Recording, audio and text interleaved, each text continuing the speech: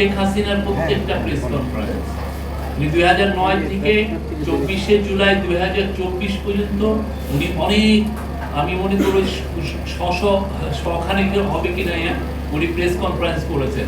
প্রত্যেকটার কিন্তু বিবরণ আছে, কে কি করেছেন এগুলো দেওয়া আছে।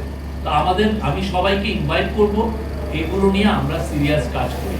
তাহলে হবে কি, আমরা জানতে পারবো যে কি আমাদের ব্যর্থতাগুলো কোথায় হয়েছে, কি ধরনের ফ্যাসিবাদী বয়ান কিভাবে তৈরি করা হয়েছে, সেই জিনিসগুলো আমরা ইন্ডিভিজুয়াল কাউকে না বলি, কারো এগেনস্টে না বলি, কিন্তু আমরা যদি প্রত্যেকটা ঘটনা ধরে ধরে ধরে কার কি রোল ছিল, কিভাবে জার্নালিজমটা হয়েছে, এটা লিপিবদ্ধ থাকলে সারা জীবন থাকবে।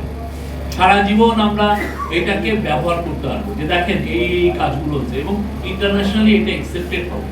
রাইস গ্রুপকে আমরা ইনভাইট করবো, আমরা আরএসএফ আছে, সিপিজে আছে, সবাইকে আমরা, যারা ইন্টারন্যাশনাল জার্নালিস্ট রাইট গ্রুপ আছে, তাদেরকে আমরা ইনভাইট করবো, তোমরা এসে এটা ইনভেস্টিগেট করো কি ধরনের জার্নালিজম হয়েছে।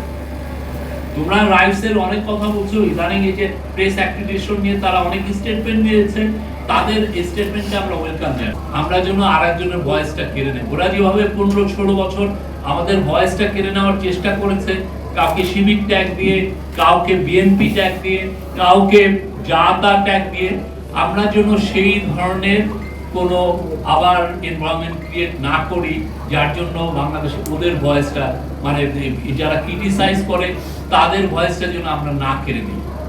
একটা সোসাইটি ফাংশন করে তার বহু ভয়েসের দ্বারা, আমরা প্রত্যেকটা ভয়েসকে ওয়েলকাম করি।